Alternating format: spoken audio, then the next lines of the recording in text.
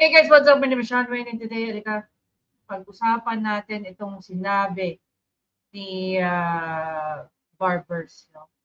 Dito sa kanilang, of course, quadcom, duwagcom. Galit na galit ang lolo niyo. Ang daming sinabi. Diba? Ang dami niyang sinabi rito.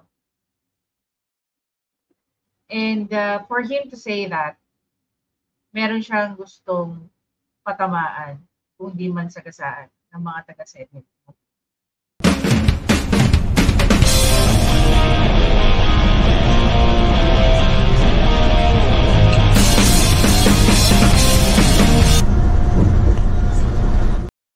Okay, first and foremost, even before natin i-play ito, the first question is, pag napanood nyo na ito, sa tingin nyo ba yung mga pananalita rito ni Ace Barbers is proper? As someone, as a committee chairperson, no? Diyan sa Duwagcom. Is it even proper for him to say such thing? Then, nag-interject dito si Adjong na doon sa part na nagsalita siya, hindi ko alam kung ano importante sa kanya eh. Yung reputasyon ng Duwagcom o yung pag-aano ng ano. Kasi sinasabi niya rin, pinagmumukha daw ni Colonel Grijaldo na kinokorner siya. Okay? Kahit hindi niya sabihin yon, yung pananalita dyan ni Ace Barbers, kinokorner na ninyo si Colonel Grijaldo. Ano yung ibig ko sabihin doon? Panoorin natin. Matapang ka lang doon sa Senado kasi may kakampi ka. Dito ka magpakita ng tapang mo. Hindi yung nandoon ka lang. Okay. Diyan sa sinabi, dyan sa statement ni Ace Barbers, is that even proper? Nagagalit kayo pag binabatikos kayo ng mga tao. Hindi lahat ng tao will agree with what you say. And this is why we have the freedom of speech. Diba? Kung kayo, may freedom kayong magsabi ng mga ganyang bagay. Meron din kami freedom na sabihin na hindi angkop eh. Hindi angkop sa lasa namin yung mga ganyang pananalita. Diba? Ano yan, pinatawag niyo si Colonel Grijaldo, kinulong ninyo at kung ano-ano pa, para lang resbakan siya? Para lang i-corner siya sa mga sinabi niya sa loob ng Senado? E di parang sinabi niyo at inamin niyo na mas may safe space si Colonel Grijaldo sa loob ng Senado dahil hindi siya itinuri ng ganyan. Balikan natin yung sinabi rito ni Ace Barbers. Matapang ka lang doon sa Senado kasi may kakampi ka. Dito ka magpakita ng tapang mo. Hindi yung nandoon ka lang. Alam mo, ang mahirap kasi sa'yo, gusto lang nating malaman ang katotohanan sa likod nito. Ang dami mo ng ginawa eh. Dinamay mo pa yung mga kasama na, hindi dahil sa kasama namin sila, kundi hindi tama ang nangyari at ginawa mo. Okay. Ito tanong. Doon sa sinabi ni Colonel Grijaldo, sa kanyang affidavit sa Senado, hindi ba nagkaroon ng impact yun? Dito kay Dan Fernandez at saka kay Abante. Isang tinik lang naman yun eh. Pero hindi si Colonel Grijaldo ang pinakapulot dulo kung bakit kayo sinusuka ng mga tao. Kung paano nyo trinato ang mga Duterte, isa na yon sa pinakamalaking ginawa ninyo kung bakit kayo sinusuka ng mga tao. Itong ginagawa, yung statement niya, ni Colonel Grijaldo, that's just what? I don't know. It wouldn't even, make you move. Hindi nga kayo mapoke nung sinabi niya eh. Kaya kayo sinusuka dyan sa Duwagcom. Okay? Hindi dahil sa affidavit ni Colonel Grijaldo o sa statement ni General Wilkins. Pero kung paano nyo trinato at sinira ang OVP. Diba? Ang mga tao nagre-react lang sa nakikita namin sa ginagawa ninyo. O dyan ba sa asta ni Ace Barbers, hindi tayo pwede mag-react dyan? Kaya natanungin ko, hindi tayo pwede. Dapat okay lang sa atin. Naganyan siya. Naganyan siya magsalita. You are trying to besmirch the reputation of this committee. O, dyan pa lang sinasabi niya na besmirch. Bakit? Sa mga pananalita nga ni Rafi Tulfo, hindi kayo ang may hawak ng Bible to. May version kayo, may version din si Colonel Grajal. Dahil nasisira kayo, dahil ba nabubugo kayo, patunayan mo sa taong bayan na hindi totoo yung sinasabi ni Colonel Grijaldo.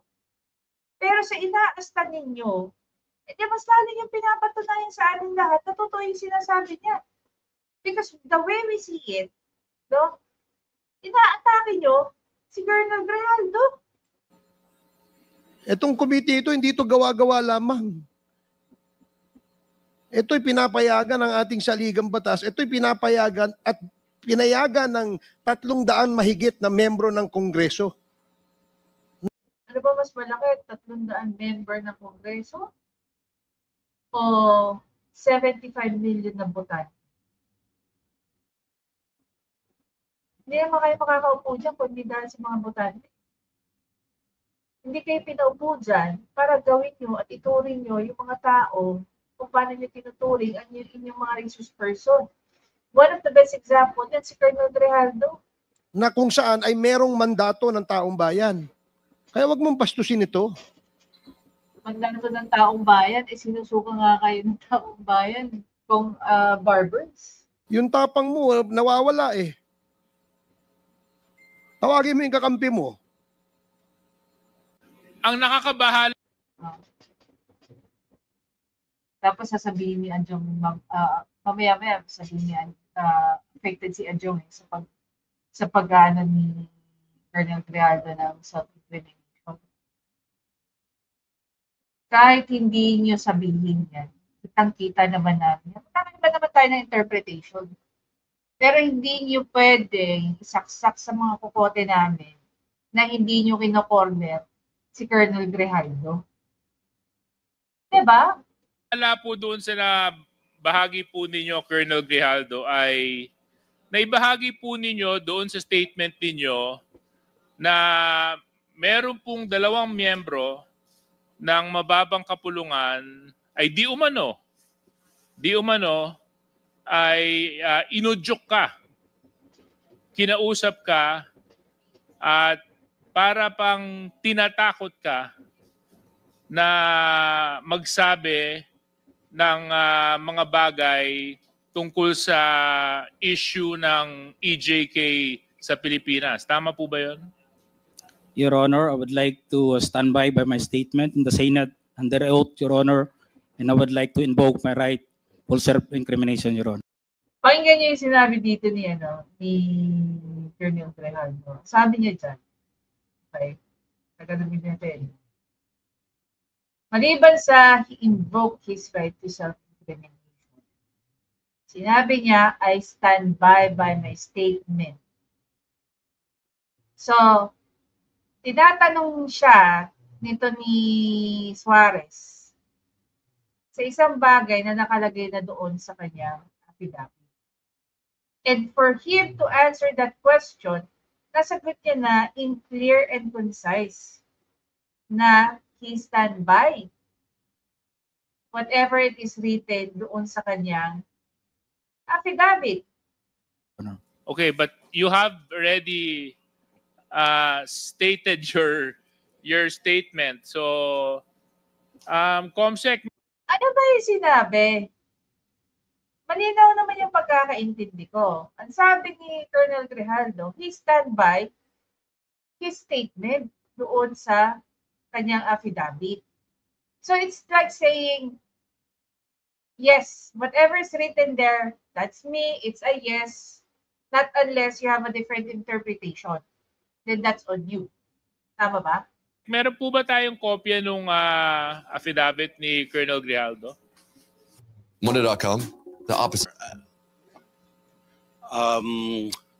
I apologize, we have not secured a copy of. But I think the very resourceful Chairman Akop will allow me to.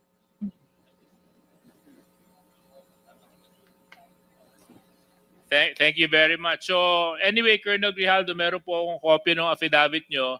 At ito naman po ay pinaninindigan po ninyo. Tama po? Yes, Your Honor. Okay. Maraming salamat. Dito po sa number 7 ng inyong sinumpang salaysay, sinabi po ninyo dito, when I entered the end room, I saw 2 lawyers of Colonel Garma standing inside the room. One of the lawyers approached me and then asked me what we were going to talk about. And I said that I do not know. Number 8, after a while, Congressman Dan Fernandez entered the room and he asked me to sit beside him on the right side. Then Congressman Abante entered the room and sat on the far end chair on my right. Far end chair on my right. One of the lawyers of Colonel Garma stood at my back. Your Honor, I would stand by my statement. Okay. The Senate I would under understand. oath, Your Honor, and I invoke my right for self-incrimination, Your Honor. Point of order, Mr. Chairman. Point of order. What Ito na yung point of may salita na at may bida na rin sa is the point of I order? don't see any reason why our guest keeps on invoking his right against self-incrimination when Deputy Speaker J.J. Suarez was not asking him anything incriminating. He was just merely reading a portion of his affidavit. So I don't like, Mr. Chair, that this committee, that our resource person may impress upon the public that we are here to corner him into. di ba? Masyado siyang concerned, no? Masyado siyang concerned, even without saying that. Doon pa lang sa initial statement ni Ace Barbers. Ano ba ginawa niya? Matapang pa lang sa Senado. Diba? Oh. So, no, sinabi nga niya, tawagin mo kakampi mo. Pero ayaw nilang isipin ng mga tao na kinokornel si Colonel Grijaldo. So, anong tawag doon? To incriminate him. Please, tigilan mo yan. Hindi naman, Mr. Chair, it's not right to invoking self-incrimination when in fact DSJJ is not asking you any questions but merely reading his affidavit. Di ba nga, tinatanong siya? Was it reading was he just reading the affidavit? Was it reading? Baka naman ng message na pinapakita, Mr. Chairman, sa publiko, inaanggulo natin siya dito. I'm sorry, Mr. Chair, but I have to manifest this. I think his invitation to the Senate was to discuss about EJK and illegal drugs. And nowhere in his affidavit did he mention anything about illegal drugs and EJK.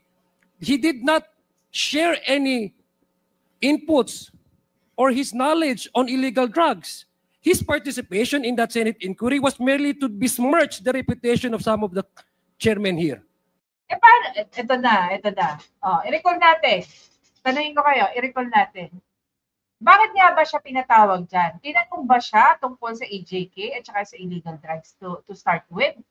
And even before, here's the thing, no? The way I understand it, no? Even before he was asked about that, the two gentlemen, the two person who were mentioned doon sa kanyang affidavit were trying, no, to manipulate him. Diba? If I understand it correctly, kaya nga nag-release siya ng isang statement. That it seems that he doesn't want to participate in that said hearing only because ang gustong mangyari, di umano ni Dan Fernandez at saka ni Abante was to play along with them. Diba?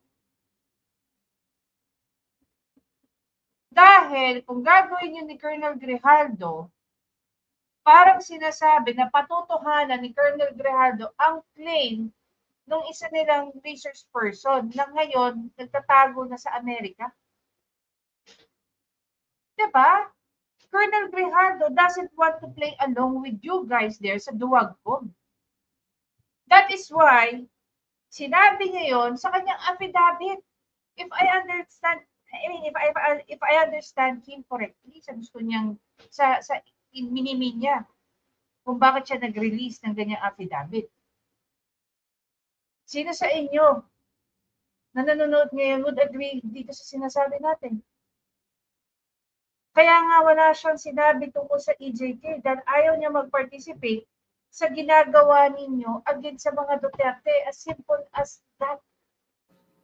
And as a result, attempting to degrade the integrity of the Quadcom.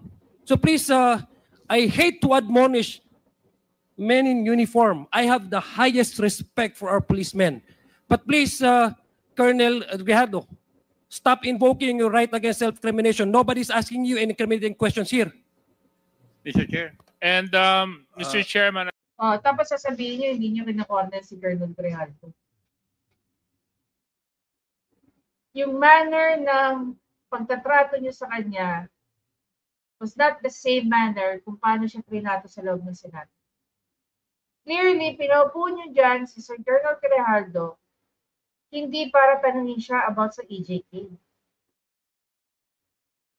Diba? Yan pa nga lang eh. Yan pa nga lang eh. Kung may issue kayo sa kanya, kung naniniwala kayong may pagsisinungaling dyan sa statement ng affidavit, under oath ni Colonel Grijaldo, kasuhan nyo. Pero so far, for the last 5 minutes na piniplay natin to, ano ba nakikita natin? Diba? They were focused. Doon sa di umanong paninira ni Colonel Grijaldo. Doon sa dalawa nilang kasama.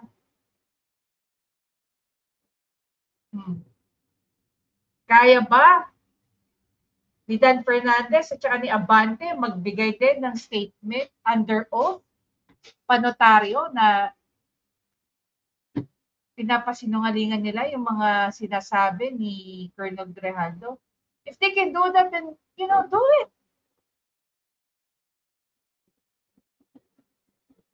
Within 5 minutes, within less than 6 minutes, ano ba nakita natin? Sige nga, ano ba nakita natin? Hindi nila kinorner si Colonel Grijaldo? Ako lang ba nakita na pinagtutulungan nila si Colonel Grijaldo? And they were just talking about the affidavit of Colonel Grijaldo. May investigasyon ba silang ginawa sa kapwa nila congressman? Para magpatunay na walang ganun nangyari? Diba dapat, before nyo atakihin ang ganyan si Colonel Grijaldo, mapatunayan nyo muna na may pagsisinungaling doon sa kanyang mga sinasabi, sa kanyang affidavit? Hindi eh. Iba ginawa ninyo. Tapos nagagalit kayo sa mga sa public, no? If they make comments about what you do there. Diba? Do you really think we're going to tolerate whatever it is na ginagawa niyo dyan and how you treat other people as your resource person? Kinakaya niyo ang mga gaya ni Colonel Grijaldo. Yung mga gaya ni General Wilkins. Pero pag nakaharap niyo na yung mga Duterte, wala rin kayo.